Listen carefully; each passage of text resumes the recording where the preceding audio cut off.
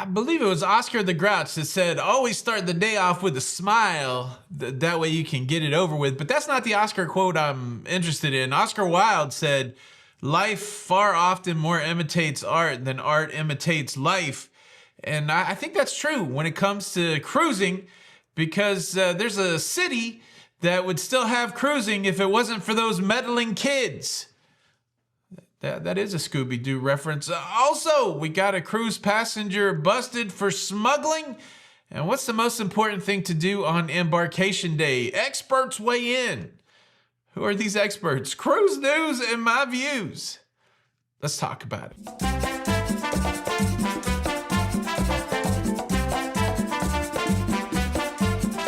Hey, what's up, everybody? Welcome to La Lido Loca. I am your host, Tony, here with the latest cruise news and views for your face. For your face on March the 17th, 2025. And well, smack me in the head with the shillelagh. It's St. Patrick's Day. Y'all, happy St. Patrick's Day. May the luck of the Irish bring everything to you today. Are you having corned beef? We're having corned beef later. That's what you do. That's what you do. Okay, cruise news story number one, Carnival Sunshine. I had a rough day yesterday because of bad weather in Norfolk, Virginia. They came into Norfolk the way they were supposed to. People disembarked the cruise ship. People embarked the cruise ship. But the weathers were too rough to get back out to sea. And so the departure of the Carnival Sunshine has been delayed until this morning. And unfortunately, it probably will impact the itinerary of this sailing of that cruise ship. Sunshine was scheduled to go to, I think, 2 different stops in the Bahamas. One of those will be canceled. I don't think it's been announced yet which one has been canceled. Some of these stories that are really just related to the people that are on that ship, I'm like, why are we even talking about this? But I think it is good to know, just to give all of us as cruisers a perspective that sometimes things happen when you're cruising, whether it's mechanical issues or people issues or Mother Nature issues. Certainly Carnival Sunshine being impacted by such thing today.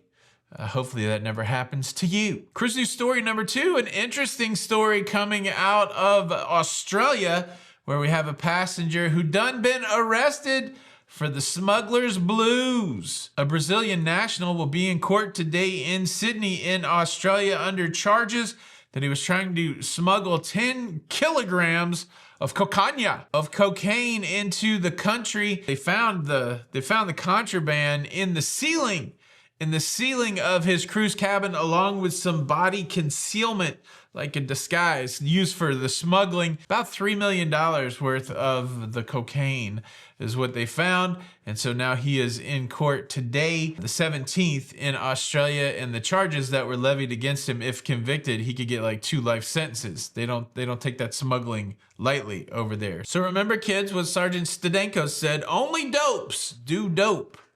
And only dopier dopes smuggle dope. Don't do any of it. Don't do any of that. All right, cruise news story number 3. Let's talk about those meddling kids. Let's talk about Monterey Bay, California. Have you ever been there on a cruise? Probably not recently. It used to be a stop that was fairly frequent prior to the shutdown. Not super frequent, like 12 visits by cruise ships a year, but a famous place, Monterey Bay, written about by Steinbeck, Cannery Row, Fisherman's Wharf. Those kind of places are famous. Just a beautiful spot south of San Francisco. And it's got a very diverse ecosystem, a lot of marine life. It's a pretty cool California city, I think, is the way it's thought about by everybody on land and from the cruising side. Well, back in 2023, right after the shutdown, there was a group of high schoolers that made a group called Protect Monterey Bay, and they started advocating for blocking cruise ships from coming to Monterey Bay. Now, can't just block cruise ships from coming to the bay. They don't have the authority to do that. But they did find a lever that they could pull, and back in December of 2023, the city council voted 3-2 to remove the docking services. So the people that would be at the dock in Monterey Bay to process cruise passengers on into the city, they removed all of those services, and they basically said to the cruise industry, if you want to come to Monterey Bay, then you got to provide your own tendering service. You got to figure out the docking personnel. You've got to jump through a lot of hoops if you want to put people on the streets here. What we've seen from the cruise industry, I think, kind of played out in Monterey Bay, where they're like, man, there's too many hoops to jump through. we'll just go somewhere else. And for the people that were advocating, these teenagers and other people in the city that were advocating for no cruise ships, and the tourism numbers are pretty interesting in Monterey Bay. They say $3 billion in tourism dollars in Monterey Bay, with only 1.25 million of it being cruise money. So, 3 billion is 3,000 million. And so if you've only got 1.2 million of 3,000 million, it's not big. But the reason we're talking about that here in 2025 is now we're 2 years past this cruise ban, and we've got businesses speaking out, and they're saying pretty loudly that they're missing the cruise passenger. Clea throws the number around. The cruise passengers spend about an average of $125 a day in Monterey when they're there. But I don't know. It's interesting. I like this story just because we hear about all these places that are thinking about shutting off cruising. Bar Harbor, Key West has made an attempt, several cities in Europe and other places around the world. And we don't always get to see what it looks like down the road. Well, here in Monterey, you still got people, happy as a pig in poo that the cruise ships aren't coming. But there's definitely businesses that are there that are saying, hey, we're impacted by this. I guess the thing that I struggle with most about some of these, hey, don't have cruise ships in our cities, is sometimes the misinformation that's used to sway the idea, like cruise ships are going to dump all their waste in our water, which there's a bunch of regulation around that. There are some outlier events where cruise ships did the wrong thing, but that's not the norm. So it's weird to me sometimes where you can take the outlier event and make that the norm so that you can make your case. We see that a lot in these places where you're pushing back against cruising, completely ignoring what the cruise industry does to try to do their business in an environmental friendly way. But again, these are citizens of a city, and if they can sway the votes, they can sway the votes. So, it is what it is. But interesting to hear from these business owners on the ground saying, I'm glad you're happy about the cruise ban, but it's hurting us. We've heard some of that from Bar Harbor too, but they can't get enough, they can't get enough of the vote up to make a change there. So interesting stuff. We'll continue to watch it as some cities open arms to cruise ships and other cities say, nah, we're good. We're good. All right, 7 minutes in. I need a break. I need a break. Dance break. Get up, everybody. Dance break.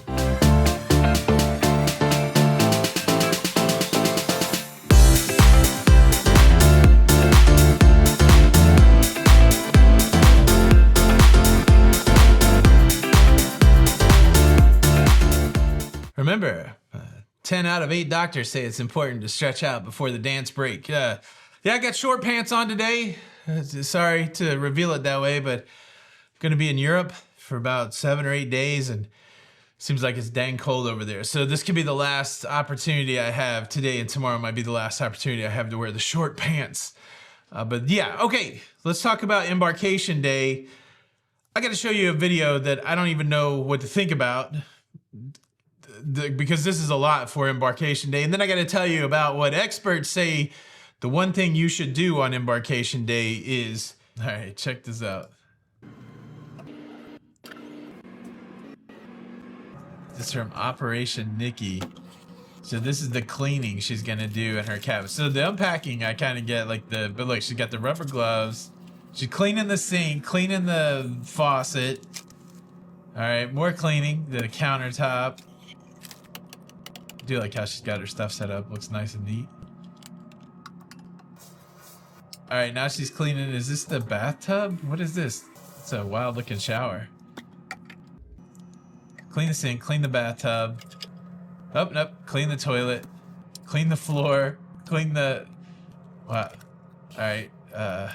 What is this? All right, she's taking off she's doing a black light on the sheets, spraying the sheets. She's got a new the mattress cover, spraying down the phone.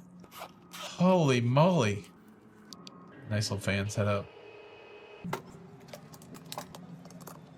What is this? Oh, she got a way to wash her clothes.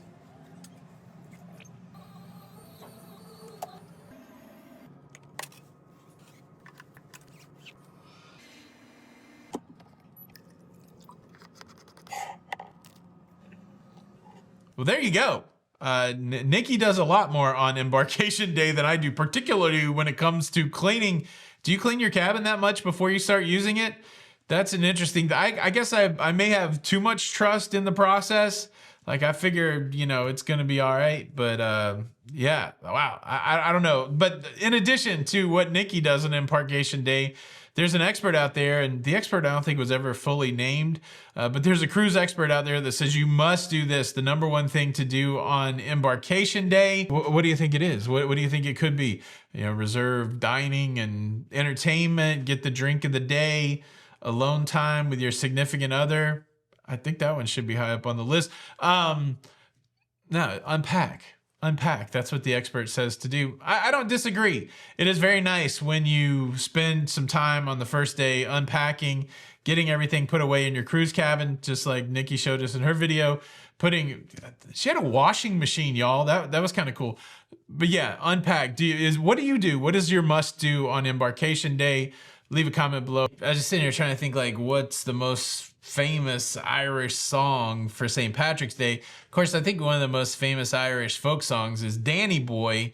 And I was gonna try to sing it with an Irish accent, but I think the best interpretation of Danny Boy was by Elvis, of all things. I don't know if that's the best, but Elvis singing the Irish folk song Danny Boy, my bad impersonation, all right?